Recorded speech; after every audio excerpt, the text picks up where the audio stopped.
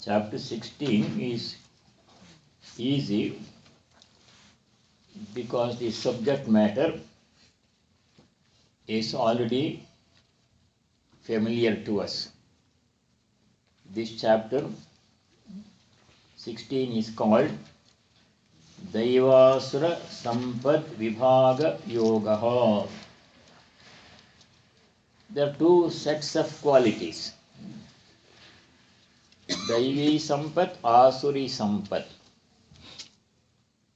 Daivi Sampat means divine qualities. We all have both of these. Everybody is a mixture of both. None of us is 100% demoniac, none of us is 100% angelic. We are human beings or in between. But the good news is the proportion can be changed. It's in our hands. We can improve ourselves. Whatever blemishes are there in our personality, they can be minimized. Whatever good qualities are there in our personalities, we can improve them, increase them. And eventually the goal is to become divine.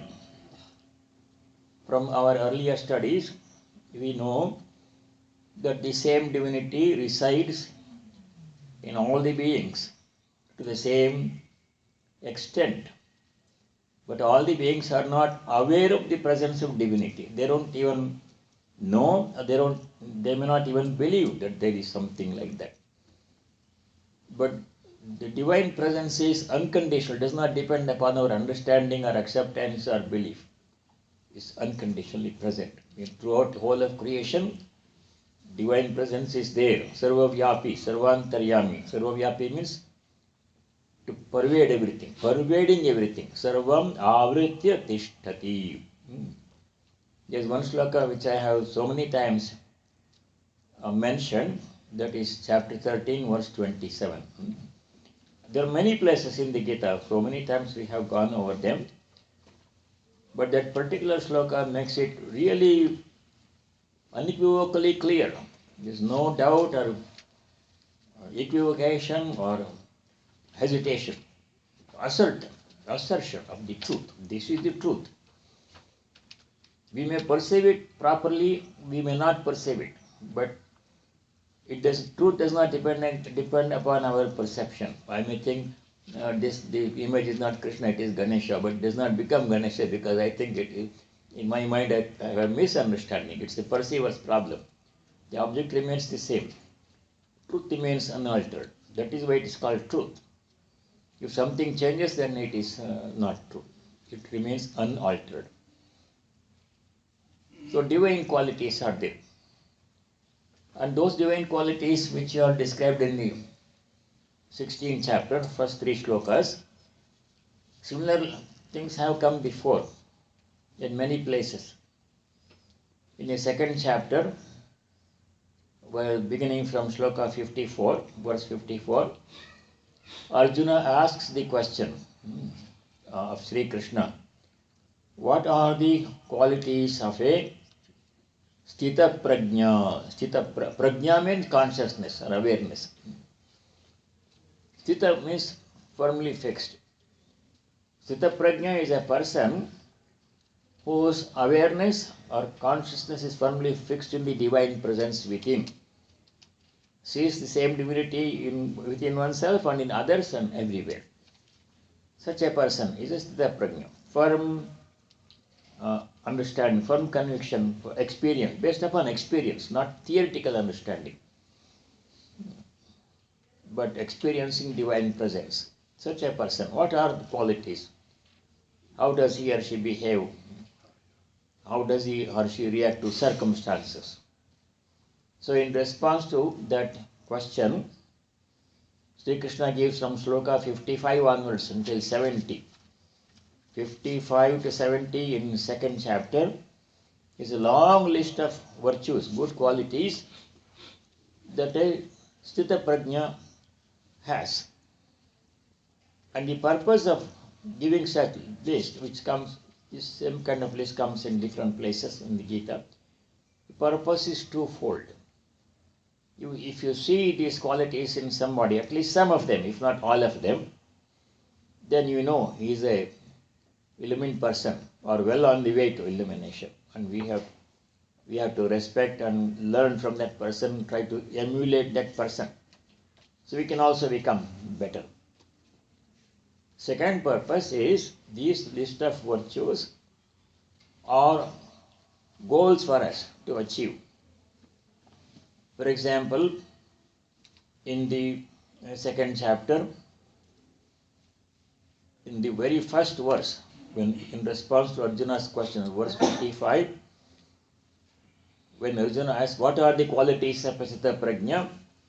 Sri Krishna begins this way, his list. Prajahati yada kaman sarvan parthamanogatam atmanyevatmana tushtasthita prajnastadochyate. 255. Prajahati means conquers. Sarvan kaman, all desires. Manogatam, that arise in the mind. Our human mind is such that even if we don't do anything, see anything, go anywhere, simply are sitting in your room, so many desires will come. So many realistic, unrealistic desires, good and bad, everything will come. The nature of the mind is such that if you don't direct it properly, control it, it will think of anything it wants to think. Sarvan manogatam kaman yaha prajahati. A person who conquers, controls all these desires that come up in the mind at random, apparently, such a person is a Sthita Prajna. So we should do that one. We should not let the mind wander here and there, think about whatever it wants to think, good or bad. We should direct the mind every moment what it should think. That requires practice of awareness or mindfulness. So such a quality we have to practice. That's why it is given. The list is given so that we can practice and become Sthita Prajnas ourselves. Prajahati yada kaman sarvan parthamanogatam. Second quality, atmanyevatmana tushtaha.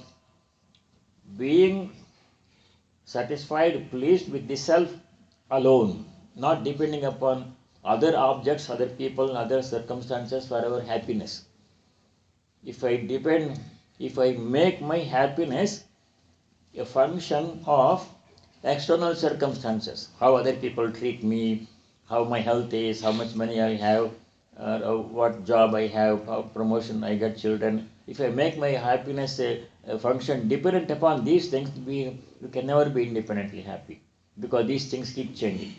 What is good today may not be so good tomorrow. Suddenly things change, or bad may become good, good may become bad. We have no control.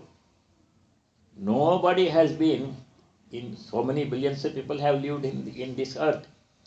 Not one person has been able to always control the circumstances in his or her favor. There are always adversities, adverse circumstances that come. So the person who is illumined, whose awareness is rooted, firmly fixed in the self, such a person does not make his or her happiness dependent upon outer things, because we have no control.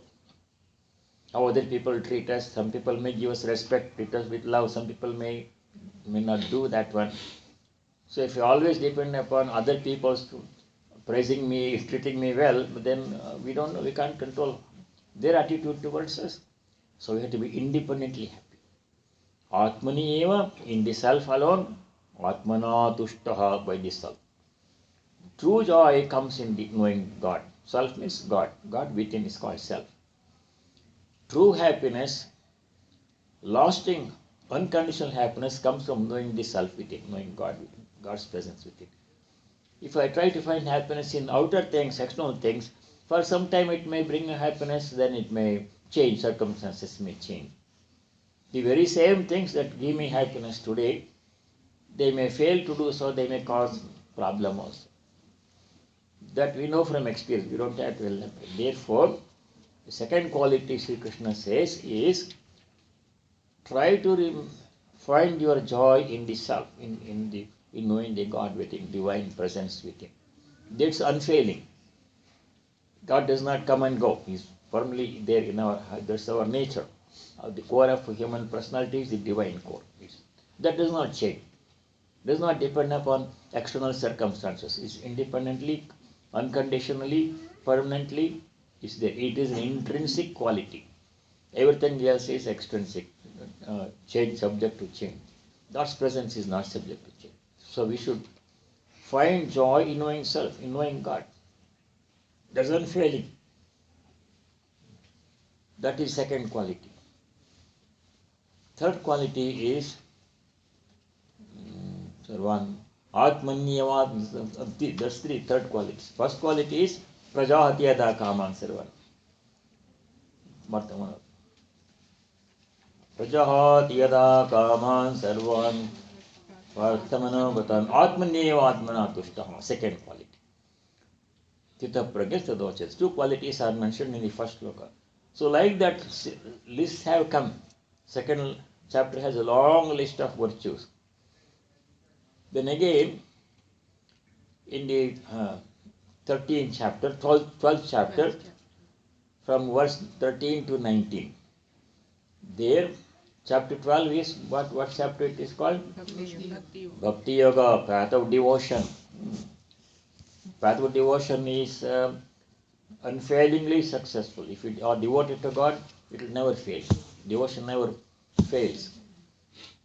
Other paths may be difficult, but practice of devotion is easiest because devotion, love is inherent in our heart. We always love something. We love our children, we love our job, we love ourselves, we love other people, we love other things that we have. Love is there, always. No human heart is bereft of love completely. They love something. It may not be what we love, it may be something different, but they do love something. So love is inherent. So if we direct that love towards God, then it is the highest thing we can do. So that is Bhakti Yoga, practicing pure devotion to God. So Sri Krishna gives a list of 20 some qualities beginning from verse 13. This big list is there. So the first quality is verse 13. Adveshta sarva bhutanam maitra karuna evacha nirmamo nirahankaraha samadukha sukha kshami. How many qualities? 5, 6 qualities are given in one verse. First quality, we have to practice all these things. The purpose is we have to practice these virtues, as many as possible. You can start with 2 or 3, then others will come. But we have to make the effort to become like that, to cultivate those virtues. Sarva bhutanam adveshta, no trace of hatred. Dvesha means hatred. So if a person does something wrong, we should not hate that person. There is always a potential to improve. It may not happen in many cases, it may happen in some cases. Adveshta sarva bhutanam, no hatred towards any being, not only people. We should not hate any animal or plant or any circumstance. It can be applied to a circumstance. Circumstance comes which is unfavorable in the job situation or family situation. Something happens, somebody misbehaves, or something happens that we do not like, brings us pain. Then we should not hate that person or people involved in the situation. Some time ago, I mentioned a book, Thank You for Being Such a Pain. I bought 3 copies. All the 3 copies are taken away because people really liked that book. They all came back and told me it was very helpful. Spiritual Guide by Paul Rosen, PhD. So those people who are giving us trouble, they are actually doing us a favor. How? They are helping us to work out a bad karma. So Kabir Das ji said, if somebody is blaming you, don't hate that person. Stay close to them. Because bin sabuna pani bina, without soap and water, they clean your ego, they clean your bad karmas and help you to work out your bad karma. So no hatred. The first quality of a devotee is we should not hate anything or anybody. We may not have to associate with everybody. We may stay away. You can stay away from wicked people. You don't have to associate with them. Or you can do some firm proactive measure to protect ourselves. Preventive measure, proactive measure, we can to prevent harm from them. But no hatred. Atveshta sarvbhutanam maitraha. Maitri means friendship. Towards all beings we have to be friendly. Friendly with malice towards none and charity towards all. That's the no malice towards any being. With charity towards all, love towards all, generosity towards all. Maitraha. Karuna means compassion. We should be compassionate, especially towards those people who are not in good circumstances. We should not make fun of them because somebody is in a bad situation. We should show compassion. Whatever we can do, we should do to help that person. Like that, qualities are given. In 13th chapter, there are 20 qualities in 5 verses. Verses 7 to 11. Easy to remember. 7, 11 in chapter 13. Chapter 13, verses 7 to 11. 20 qualities are there. See how many places Krishna gives lists like this. What's the purpose of repeatedly giving lists like this, list of good quality virtues, so we may practice some of them. If you miss in one place, you can get in the other place. So it is very good. In that sense, repetition is very important, very necessary for us. Because we may easily overlook something that we study. But if we miss in one place, we can get it in the second place. Say there's 13th chapter, 20 qualities are listed. The first line is Amanitvam adambhitvam ahimsa kshantirarjavam acharyo apasanam shaucham sthairyamatma vinigraha. Like that 5 verses are there. Verses 7 to 11 in chapter 13. Amanitvam means not being proud of one's own achievements or accomplishments or possessions. I have so many cars, I have so much money, I am such a nice person, I have so many degrees, so my job is, I'm the head of this company, CEO, look at me, I'm so great. Like that, pride should not be there. Because these things can change in a moment. Shankaracharya says in Bhajagovinda Stotram, Ma kuru dana jana yavana garvam harati nimeshat kalas sarvam. Dhana jana yavana garvam ma kuru. Garvam means pride. Don't be proud of the people you have and the money you have and the youth you have. Yavana means youth. They can all go away in 1 second, or they can go gradually, slowly, they can disappear in 1 second. Nimeshat kalaha sarvam harati. Nimesha means the twinkling of an eye. In the twinkling of an eye, things change. Everything a person has this moment, next moment, nothing. Something happens, a calamity happens. Or things may leave us too. They will eventually leave us. We come as we go. We go as we come. When we came, we brought nothing. When you go, we take nothing. No matter how much money I have, how high a position I have, when I go, what goes with me? Only my karma goes with me. Good and bad I did, that's all. You cannot carry anything for next life. No, you cannot check in any bag for next life to claim it in the next life. You can only carry a bag containing 2 compartments. Good karma, bad karma. That goes with us. One carry-on bag only, which containing the karma we did, good and bad. Nothing else goes with us. So we have to put our bag, fill our bag full of good karmas. We have to become free from all baggage. Then we can go to God. Even carry-on has to be left behind. Clean everything and then drop everything. Only He remains. The I disappears, merges into He, and He remains. Like a river merges into ocean, Ocean remains, river disappears into the ocean. So we merge in him. That's the ultimate.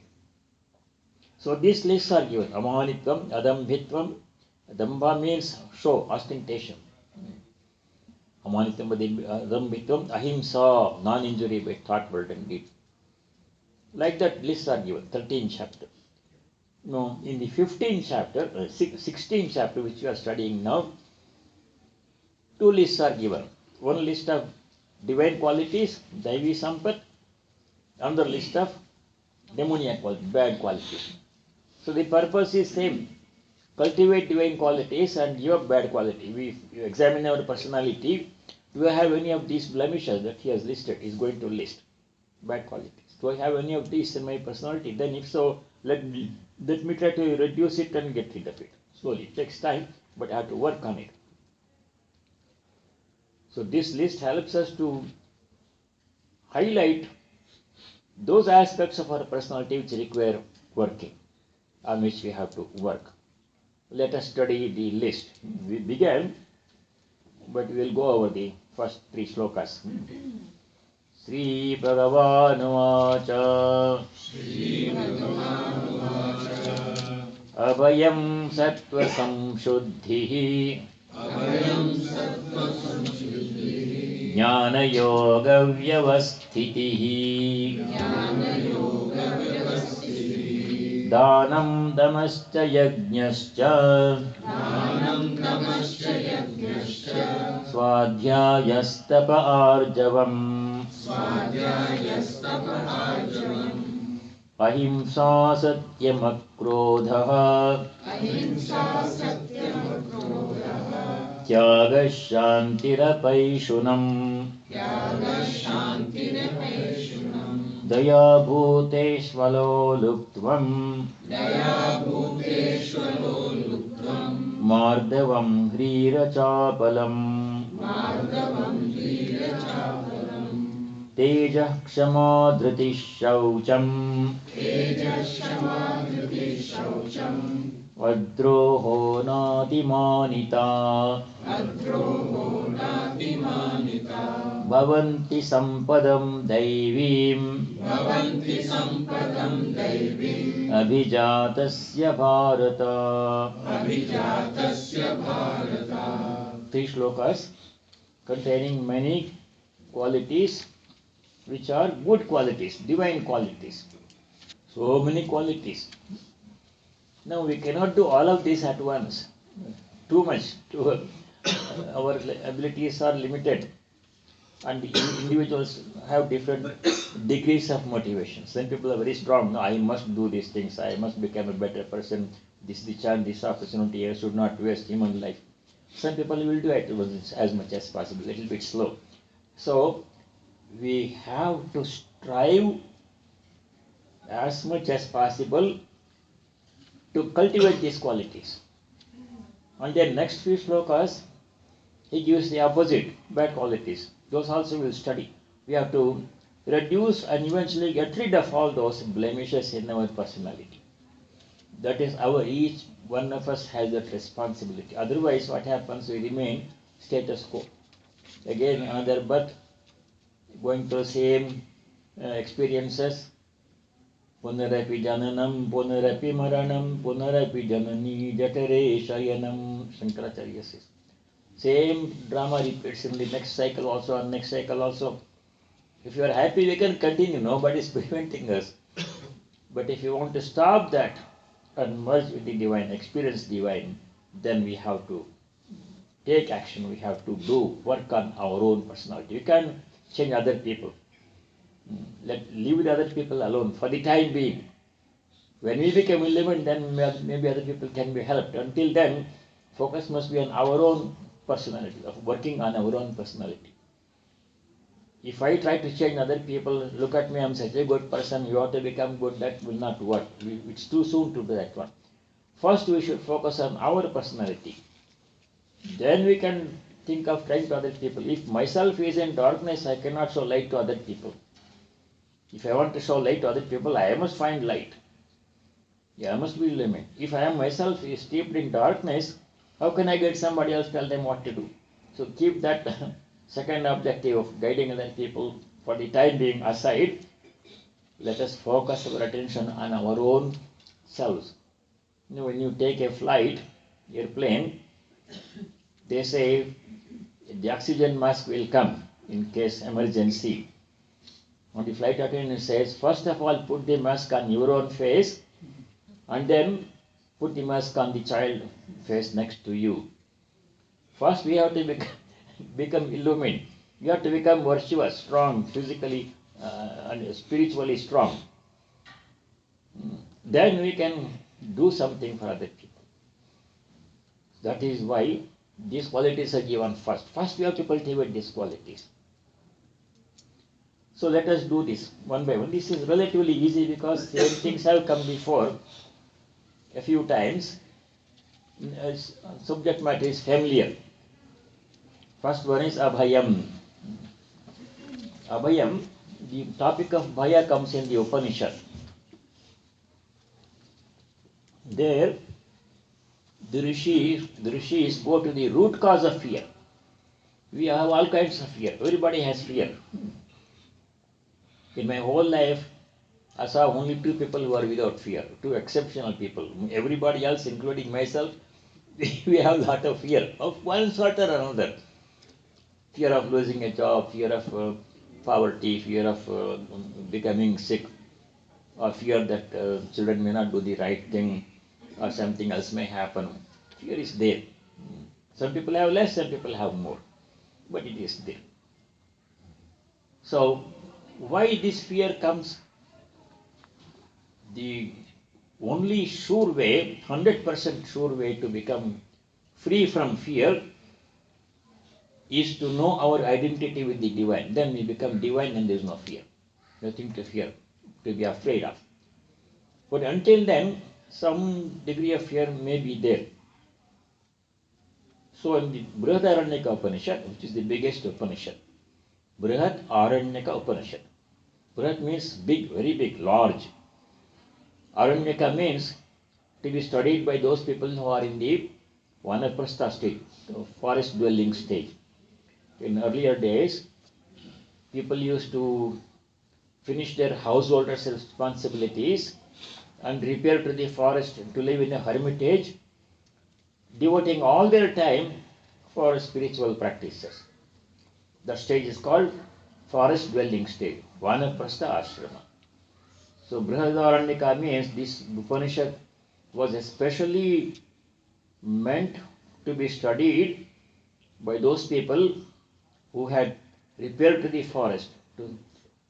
Forest means seclusion, solitude, away from the society and its noise, away from all this, far from the madding crowd, as Thomas Hardy says.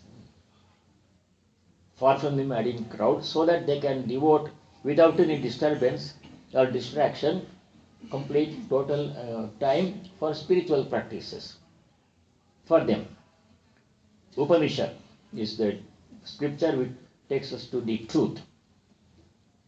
Brihadaranyaka Upanishad, there is a very short sentence which describes why fear comes.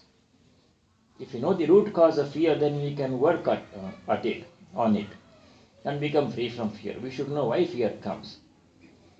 Fear comes is because of the perception of the second. Dvitiya dvai bhayam bhavati. Dvitiya means second. Prathama means first, Dvitiya means second. Because of the second means other than the self, bhayam bhavati, fear comes. What is second besides self? Besides self includes Atman, the divine presence is the self. Anything other than the divine presence within us is the second, means added on. We call it upadhi in some. Upadhi means something that is not intrinsic, but something that is added on, limiting the self. It's called upadhi. First upadhi is the body-mind. Mistaking the body-mind to be the self and not identifying the presence of divine within oneself. That is the first mistake we do. Big fear starts from there. Then I see other people besides me. So you see, second person, Supposing you are walking in the evening or at night and somebody is coming from the opposite side, then you are afraid. Is he a good person or is he a doubtful person? What should be my reaction? He may be a mugger, he may be some wicked person. That doubt comes, that fear comes, because I see that person. So anything that is perceived as outside of the self, outside of the self within, the divine within, could be a source of fear, could be a source of cause, can cause fear. So what's the permanent solution, total solution to fear? If you want to become free from all fear, for all time you have to know the self, you have to know God. Become one with the divine, then there is no fear, nothing to be afraid of. That's a very high goal, long-term goal. But we have to keep that in mind. Abhayam means, in the meantime, how can we become free from fear, or at least reduce the fear? Two things can be done. If there may be other things, two things occur to me. One thing to become free from fear is to pray to God. Prayer helps us. When Gandhiji was young, whenever he had some fear, he would repeat Rama's name. He mentions that one. He would repeat Rama's name. Chanting God's name gives us freedom from fear and other problems.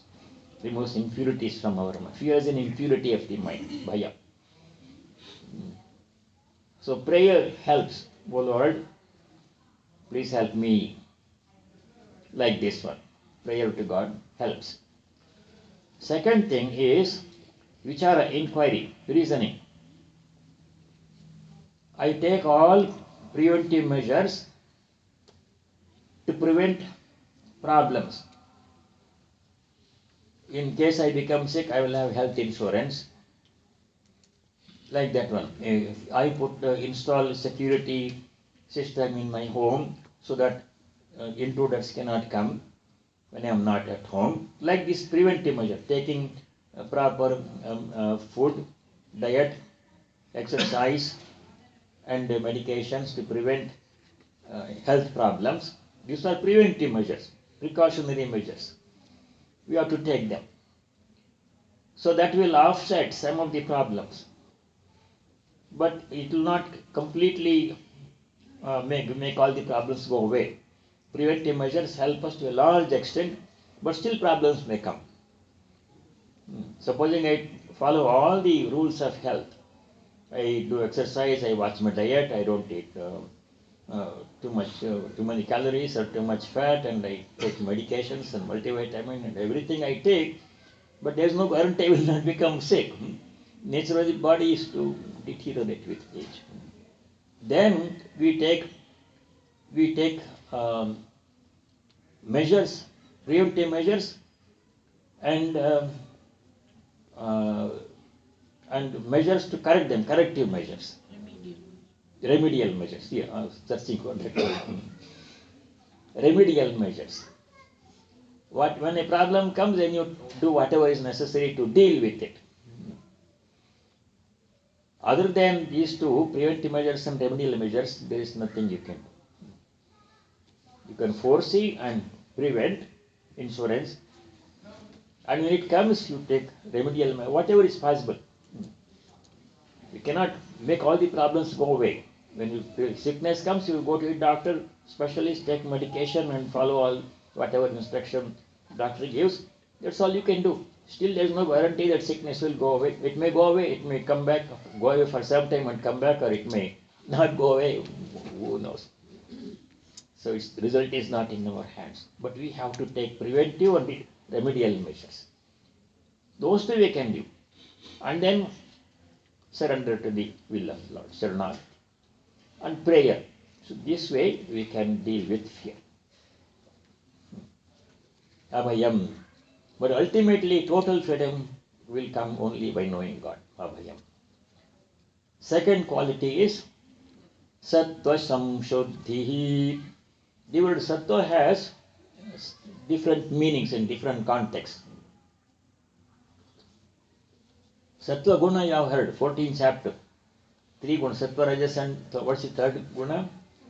Tamas. We studied that one. So Sattva Guna means purity, balance, purity. So that is one meaning of sattva.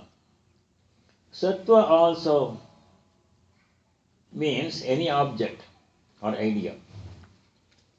In 13 chapters, look, you don't have to worry about this. I'm just mentioning. The word sattva is used in a different meaning in chapter 13, verse 26.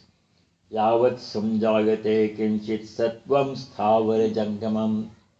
Sattva means object.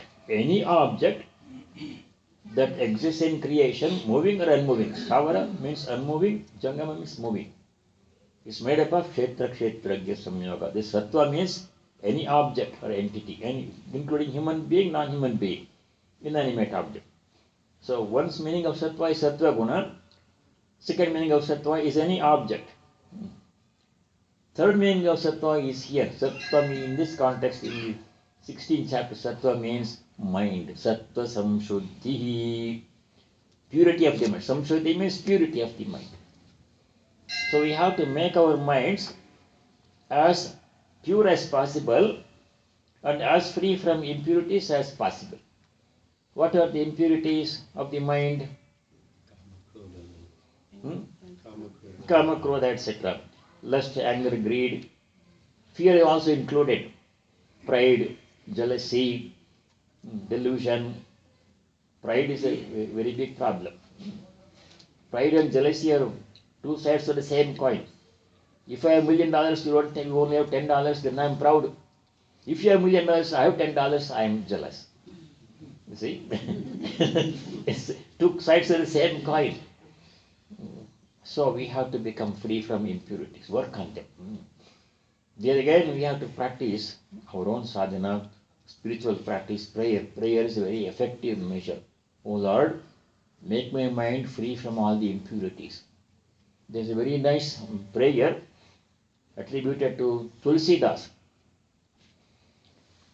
Nanya spruha raghupate hridaye asmadiye satyam vadami cha bhavan akhilam taratma bhaktim prayacha raghupangava nirparam me kamadi dosharahitam kuru manasam cha mama manasam kamadi dosharahitam kuru. O Lord, make my mind free from all blemishes, just kama, lust, anger, greed, etc. Lot of them are there.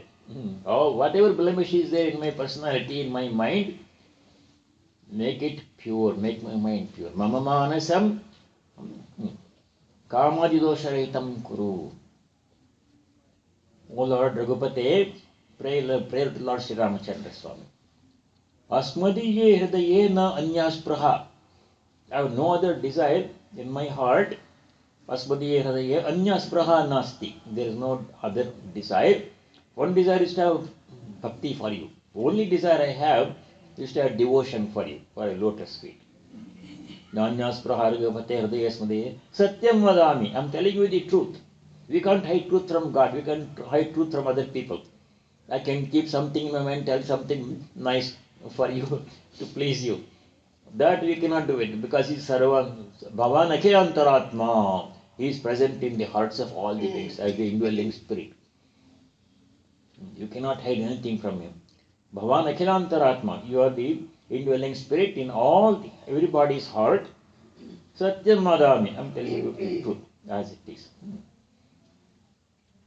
Kamadi dosharahitam mama manasam kuru. Bhaktim prayacha raghupangava nirbharam me. Raghupangava, O Lord Sri Rama, nirbharam bhaktim me prayacha. Give me enduring devotion, unconditional devotion, pure devotion to your lotus feet. Mama manasam, my mind, kamadi dosharahitam kuru. Make it free from kama and other blemishes. So for purity, second quality is sattva samshuddhi. How to achieve purity of the mind? Make all the impurities of the mind go away by prayer. Every day you have to pray. In our own words you can pray. In your own language you can pray. That is left to you. He understands all words, all languages. It reaches him. All prayers reach him. So prayer is necessary. And second thing we have to do, there are 2-3 things we can do to make my mind pure, our mind pure. Sattva Samshuddhi, we are discussing second quality, Avayam Sattva Samshuddhi. Second thing we can do is to prevent exposure to unclean things in the environment. So that is second thing. To prevent exposure, that's in our hands, to all unhelpful influences from outside. Same thing with people. You don't have to associate with everybody. Some people are interested, they're not bad people, but their interests are different. Narada Maharshi, who composed the devotional aphorisms, he says, not only is good company, holy company important, but it is equally important to stay away from unhelpful company. Dussangaha sarvathaiva tyajyaha. Dussanga means company of bad people. Some people are not necessarily, everybody is not bad people. Their interests happen to be different. So it's your choice how we spend our time, with whom we associate. So Narada says, Dussangaha sarvathaiva tyajyaha. By all means, by every possible means, we have to prevent association with people who are unhelpful, who are interested, need not be bad people, but interests happen to be different. So that is important. So that is in our hand. So prayer and preventing exposure to unhelpful influences, maybe other people, maybe circumstances, maybe people going to some place where things are happening which we don't like, which are not helpful to us. So that is in our hands. And then third thing, which is a part of prayer, is repeating God's name. Repeating God's name purifies the mind like nothing else. Most powerful cleansing agent that cleanses the mind is God's name. You repeat any name of God, your choice. There's different ways to do that one. The repetition of God's name is the most powerful purifying agent. It purifies the mind. That can be done in different ways. You can repeat the same name over and over again, as Chaitanya Mahaprabhu did, a Russian pilgrim did. Same mantra, same name you can repeat, then becomes japa. You can do japa. Or you can repeat different names of God. We have in our tradition different names of God. Lists of 108 names, Ashtottara Shatanama, for every deity. 108 names of Rama, 108 names of Krishna, 108 names of Durga, Shiva, your Ganesha, your choice. You can chant those lists. Different names. Each name describes one quality of the divine, infinite qualities, infinite facets of divine. That way it is one, you can chant the name of God, makes it interesting. Or if you have more time, you can chant Sahasranama, 1008 names of your chosen deity. Ganesha Sahasranama, Vishnu Sahasranama. Vishnu Sahasranama is very common. And Lalita Sahasranama is very common in South India. Vishnu Sahasranama is all over India. 1000 names of Vishnu. So that purifies the mind. Make it interesting also. I know somebody who chants Vishnu Sahasranama non-stop. Non-stop he chants. All the time, all the waking time, hours he chants. Retired person, children are grown up, and this is how he spends it time. Chants Vishnu Sahasranama, 1000 names, and again from first name to 1000 names, first name. When you finish, go to the beginning. Once you finish, go to the beginning, in a cycle, unending cycle of repetition of all the waking time. Instead of watching movies and television, some news also sometimes is very disturbing to the mind. So instead of that, repeating God's name. Or another way is to chant hymns. There are so many hymns. In North India, and now all over India, one hymn that is very common is Hanuman Chalisa. Very powerful. Tulsidas, Hanuman Chalisa, very powerful hymn. If you chant Hanuman Chalisa, all the problems will lose their power to make you sad, hurt you. So Sankata Harai, it takes away the problems. Mitai Sabupira, all difficulties will become less. Gives us strength. Hanuman gives us strength. You can choose your whatever is appealing to you and chant the hymn. Chanting hymns is a very powerful means of keeping the mind fixed on God, God's lotus feet. That purifies the mind. Repeating God's name, same name or different names, or chanting hymns and prayer. So in this way, a combination of all these things, you can combine many different things to keep your practice interesting. In this way, the mind becomes pure and free from fear. Abhayam sattva samshuddhihi. Freedom from fear and freedom from impurities. Purity of the mind. Abhayam sattva samshuddhihi. Jnana yoga vyavasthitihi. Third quality is vyavasthiti means remaining established in Jnana Yoga, in the path of knowledge. What is the Jnana Yoga? Jnana Yoga means inquiring what is my true nature. Constantly inquiring what is my true nature. Who am I? Ramana Bhagavan Ravana Maharshi emphasized this method of constant inquiry within oneself. Assuming that I am the body and the mind and spending the whole life at the body-mind level, not going beyond to the spiritual level. That's an extreme measure which is totally wasteful of this precious human life. If I spend all my life at the body-mind level, what the body needs of the body, what dress to wear, what food to eat, where to go, what to do, and mind, how to enjoy, how to be happy, how to enjoy pleasures like this. At that level only, if I spend all my life, then I am wasting this precious human life. Human life was meant to achieve much more. The potential is infinite in human life. Infinite. Human being means infinite potential to realize the divine. That's hidden within us all. Everybody cannot use this potential in one lifetime. There are some limitations. Some people have limitations. But we have to do our maximum. So sattva samshuddhihi. Jnana yoga, third one, jnana yoga vyavasthitihi.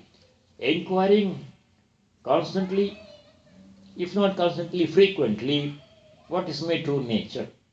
Scripture study helps us. Scripture says the kingdom of God is within you, or God is present within everybody. Ishvaraha sarvabhutanam hrideshe Arjuna tishtati. 1861. Chapter 18, verse 61. Oh Arjuna, Ishvara means the Lord. The Lord is present in the hearts of all the sarvabhutanam. There is no exception. And He is not making partiality. He is present in all, but different people have different abilities to realize His presence to different degrees. Depends on our effort and past karma, all those variables. But we have to strive to know the presence of God within us. That is the duty of all human beings, to know God.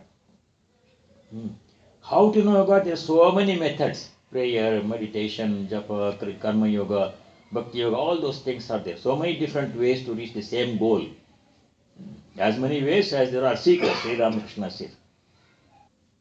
Joto mat, toto pat, Sri Ramakrishna said. As many seekers, so many ways. We can all find our own way to God. You don't have to convert somebody else to our view. Leave the other person to follow. It's not in our hands right now. Until we become illumined, we can't tell other people, do this, don't do that.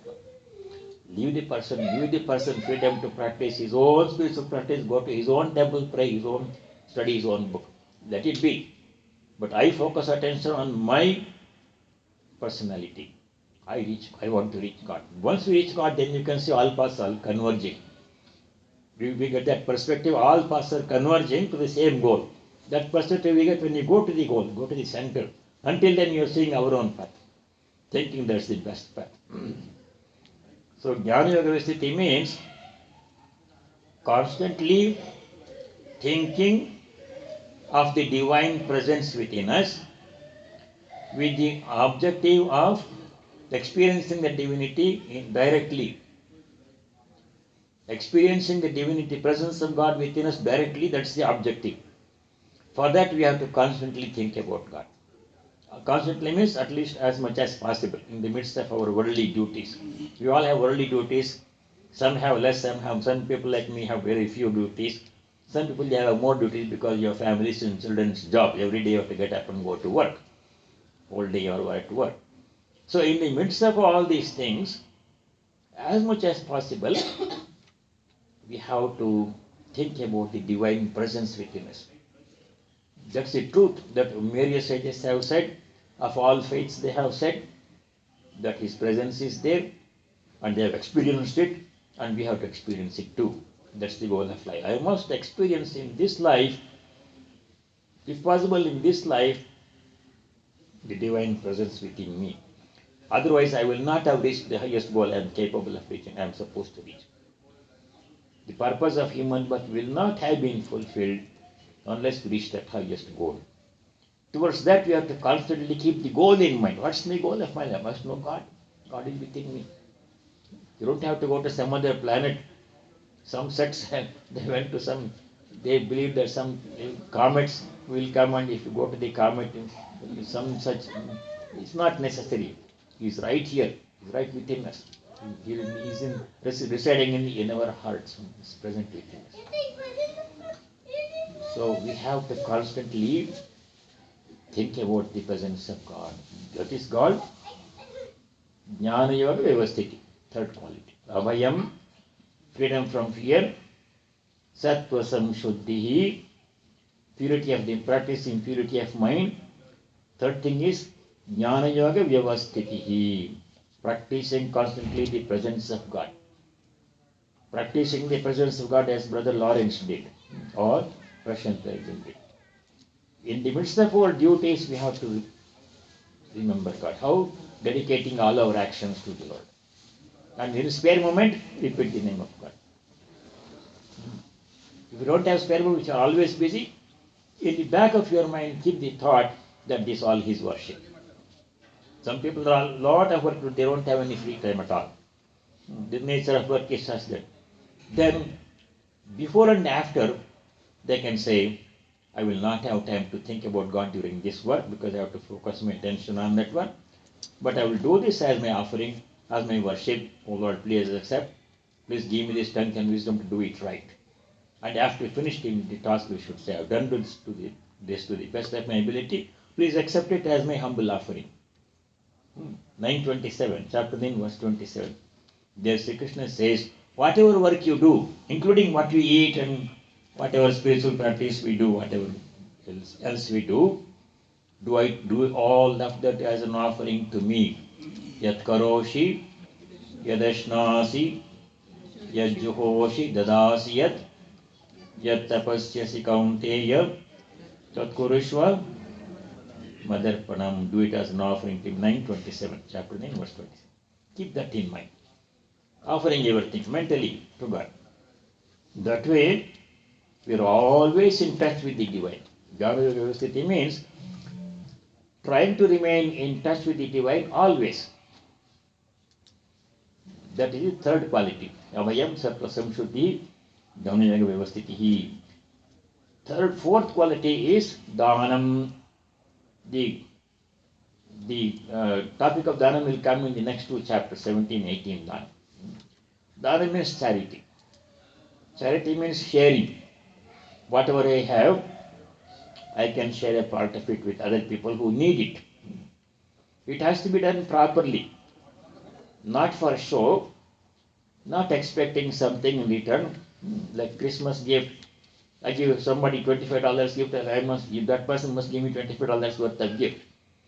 If you have that expectation, then that is not true giving. You are giving it to expecting something in return. So that expectation, you should give preferably to those people from whom you cannot expect anything.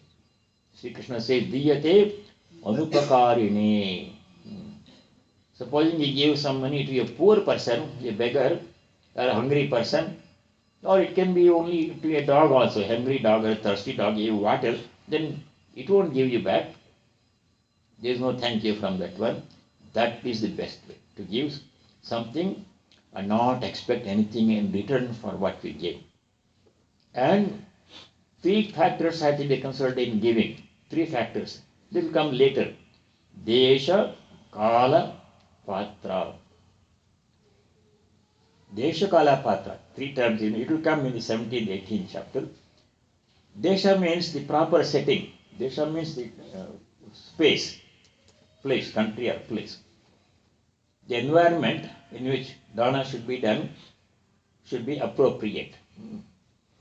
Not in the presence of public, say I'm giving so much donation, I want my name to be announced, or some plaque has to be put in this building, the donation, this building was made possible by donation of so and so. That not expecting like that anything. Kala means time should be, the timing must be altered. If a person must be given food when that person is hungry. And the gift must be appropriate. If a person has no food, if you give him a shirt, new shirt, he is hungry. First of all, hunger is to be satisfied. Then shirt will come. Like that one. Patra means the recipient. Desha means the environment. Kala means the timing must be proper. When a person is hungry, give him food. Like when a person needs something else, give him that. If you can, the timing must be right. Patra means recipient. Recipient must be appropriate. If somebody already has everything, you can give one more time, it doesn't mean anything. It will be hanging in the closet or they will recycle it. Give it to a needy person. Patra means the recipient. Recipient must be a needy recipient and the gift that you give must be appropriate to his needs. Whatever that person. If to the extent we can, and depends on our ability also. There is no minimum or maximum, we decide how much we can give. In the Taittiriya Upanishad, the topic of dana has been described in some detail. There it says how to give charity. Shraddhaya deyam, ashraddhaya adeyam. Shraddha means earnestness, with devotion, with earnestness, not with pride. I am standing, I have so much money, I don't have any money here, I'll give you $2. Like that we should not think. Standing on a pedestal. Swami Vivekananda says, don't stand on a pedestal when you give charity. Humility, with humility you have to give this. Something is here, if it is helpful, please accept it. Because when you give charity, when that person accepts it, we think we are helping that person. No, we are helping ourselves. We are enriching ourselves spiritually, growing ourselves spiritually. We are practicing unselfishness. So we are the beneficiaries. And we think he is the beneficiary. No. We are the true beneficiaries when we give charity towards other people. So we have to give it with humility, with earnestness, with love. Shriya Deyam, according to our means. If your income is $100,000 a year, and if you come to this temple or go to Vedanta Society and give 50 cents, that is a little bit not quite up to your potential. You can give a little bit more. Depends on your expenses, circumstance. Depends on circumstance. We can't generalize. You can't put a dollar figure on how much you should give. That depends on your circumstances. You are the best judge. Sriya Deyam, Riya Deyam, with modesty we have to give. Sammida Deyam. Sammit means empathy. We should put ourselves in the shoes of the recipient. From the recipient's point of view, is it appropriate? Not what you want to give, but is it appropriate from that person's point of view? Is it the really necessary thing? Is it helpful to that person? We have to put ourselves in that other person's situation, and with empathy, depending upon that person's need and your ability, we have to give. So many rules are there to dhanam. Dhanam, we have to, according to our ability, according to circumstances, depending on the recipient, At the proper time, in the proper place, we have to give charity. So, there is enough. Fourth quality, abhayam, freedom from fear, sattasam shuddhi, purity of mind, jnanavega vyavasthiti, constantly practicing the presence of God. Fourth one is dhanam, charity. Dhamma. Dhamma means controlling the sense organs. We have how many sense organs? 10 plus 1, 11. The 10 sense organs are meant here. Mind control is called shama, keeping the mind calm. The dhamma means controlling the 10 sense organs, especially 5 of them. In the Katha Upanishad, which we studied some time ago, Yama says to Nachiketa, these 5 sense organs, jnanendriyas, they have a natural tendency to go out and always seek contact with sense objects, hoping that such contact will bring pleasure. Always the tongue is hankering to eat something pleasant. May not be good for health, may not be bad, may be bad for health. That's not a consideration. Is it tasty? Like that one. So that tendency of the tongue should be checked. The tendency of the eyes is to see something very pleasant always. Who is wearing what dress, who is driving what car, like that. That tendency has to be checked. The tendency of the ear is to hear always something pleasant. So always the ear wants to hear something pleasant, the eye wants to see something pleasant, tongue wants to eat something pleasant, hand wants to touch something pleasant, nose wants to smell something pleasant, fragrance like this one. So the tendency is there. That tendency has to be checked, and the sense organs have to be directed towards the appropriate sense objects. What we should see? Something that is uplifting we should see. Controlling the sense organs from their tendency to go out and seek pleasure in contact with sense objects. That control must be in our hands. We should direct our sense organs. Dhanam, dhamascha, yajnascha. Yajna means sacrifice. What is sacrifice? There are 2 kinds of sacrifices. The ritualistic sacrifices, like Gayatri Homa. In Sari Samaj, people do sacrifice every day. They set up a fire and they have this Homa Samagri. They chant Gayatri Mantra and then they put the Homa Samagri. That's one kind of sacrifice, Yajna. Or Chandi Homa they do on certain occasions, Gayatri Homa they do. Or Vedic Yajnas, very elaborate Yajnas. Rudra Homa, Rudra Maharudra Homa, all those things they do. Those are one kind of sacrifice, they are good to the extent possible. But you cannot be doing that always. The other way to do sacrifice is to do all our work as sacrifice. Whatever work we do, we should give it a sacrifice means offering. Sacrifice means offering without expecting anything for oneself in return. That is sacrifice. Sacrifice means what? Giving.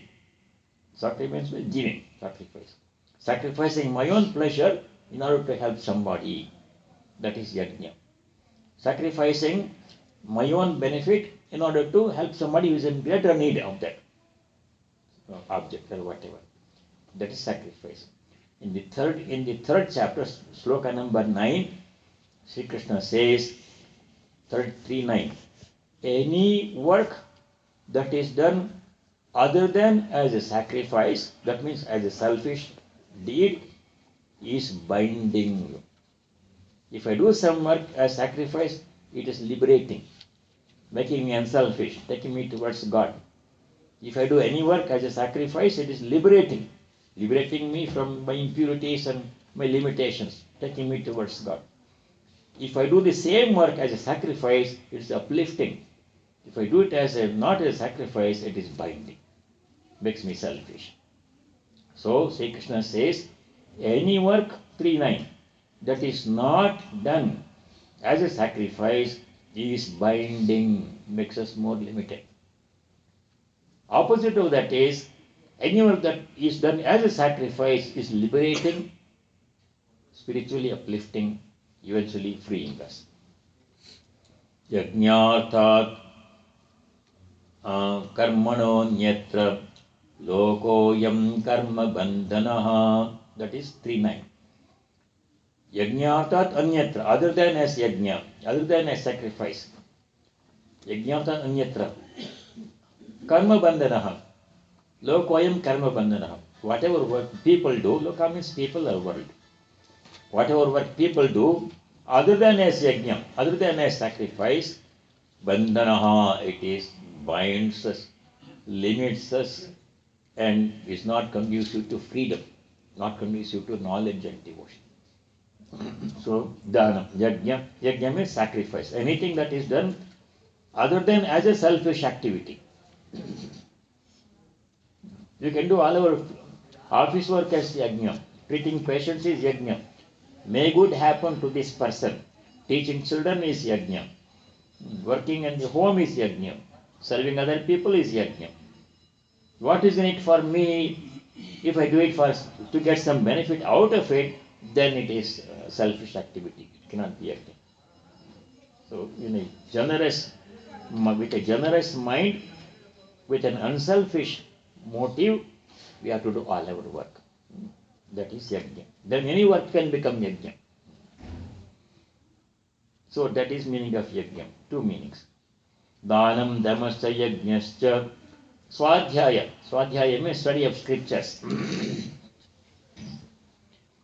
There are 3 meanings of the word swadhyaya. The most common meaning is study of scripture, of one's own tradition. Most people read Bhagavad Gita, some people read Ramayana. In North India, Tulsidas Ramayana is very common. You go to any home, they have a puja room. In the puja room, they have a book covered with red cloth or yellow cloth. And every morning before, during prayer, they open the Ramcharitmanas and read one chapter or a few dohas, and close it, and pray, and go to work. That is Swadhyaya. It doesn't have to be Upanishad or Bhagavad Gita. Gita is most common. Christians can use Bible every day, or as your Russian pilgrim did. That's their scripture. Whatever scripture, it's all God's word. All scriptures are God's word. It doesn't matter which one. You make your choice, selection. Swadhyaya. That's one meaning. And reading followed by reflection. The scripture should not be read like a novel. Take the Gita and then read from book 1, page 1 to last page and say I read the Gita. So that is not scripture study. Scripture study must be done followed by reflection, mananam. Read small portion. Don't have to read a whole book. Read 1 page and then reflect on what we read. Pray. Then read another page next day and reflect on that. Sravanam, mananam. So reading followed by reflection. That is Swadhyaya. One meaning of Swadhyaya.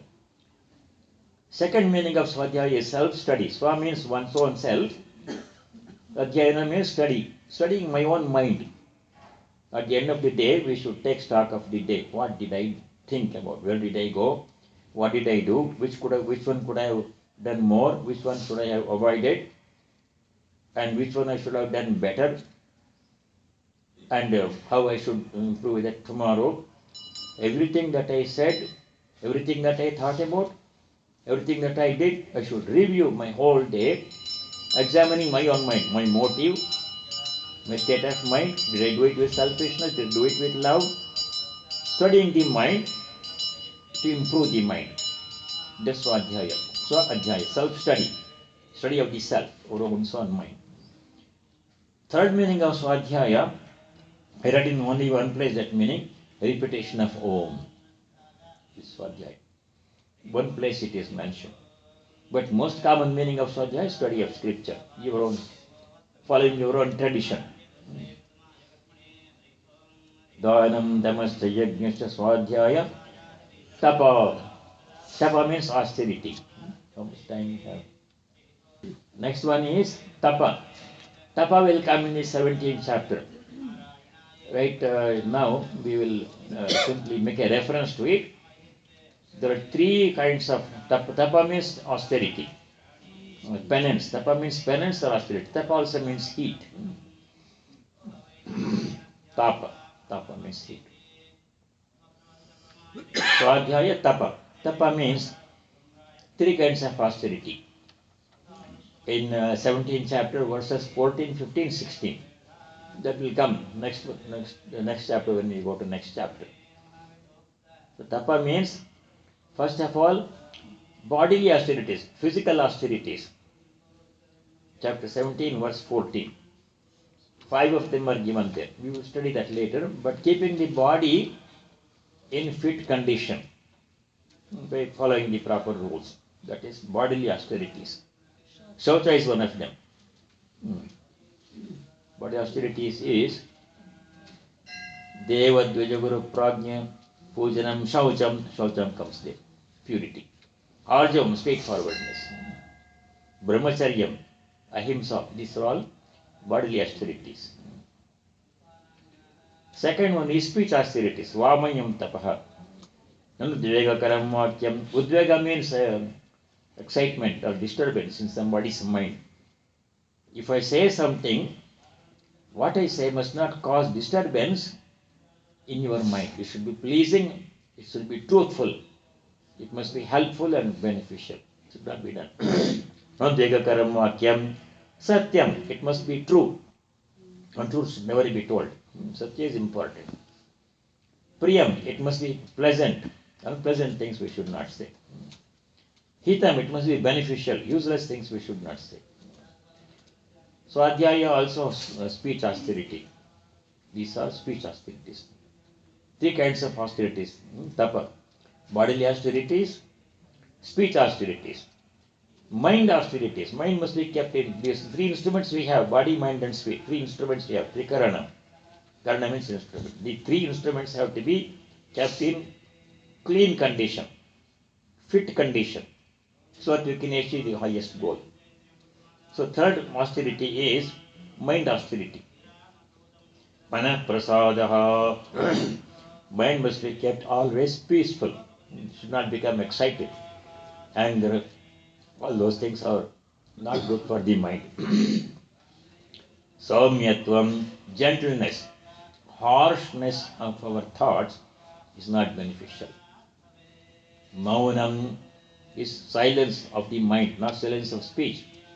Without speaking, I can be speaking by putting notes on the refrigerator, by body language, or by sign language. We can be communicating without saying anything. But that's not silence. Silence means mind must be calm, free from unwanted thoughts. Atma vinigraha, self-control. Mind has a tendency to think about all kinds of things, roaming about here and there in all the 10 directions. Manuvato dahodi sifirai. The tendency of mind is to go everywhere in the world, roam about. What happens here, what happens there, who is doing what, who is saying what, who is wearing what. Mind wants to go. So controlling the tendency is austerity of the mind, making it focus on the work on hand. These are like this. The three kinds of austerities.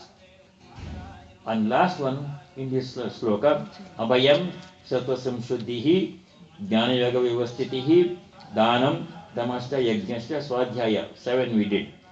8th one is arjavam. Arjavam means straightforwardness. That means harmonizing all the three instruments we have. We have three instruments. What are they? Mind, speech and body, hands and feet, sense organs. All the three have to be harmonized. Keeping something in my mind, saying something else in speech, and doing something entirely different. I say something, I do something else. That is crookedness. That we should not do. We should be, what we say, we should be truthful. That is arjam. Arjam means speech, thought, speech and action must all be same. Saying something or doing something entirely different is not right. Crookedness. So these three instruments have to be harmonized. So these are the harmony. Abhayam, sattva samshuddhihi, jnanayoga vyavastitihi, 3, danam 4, dhamma 5, yajna 6, Swadhyaya 7, Ajam 8. 8 qualities in 2 lines. Tapa. And 9. 9 qualities in 2 lines. So fully packed. 2 more slokas are there like that one. So the idea is all these things are virtues which we have to practice.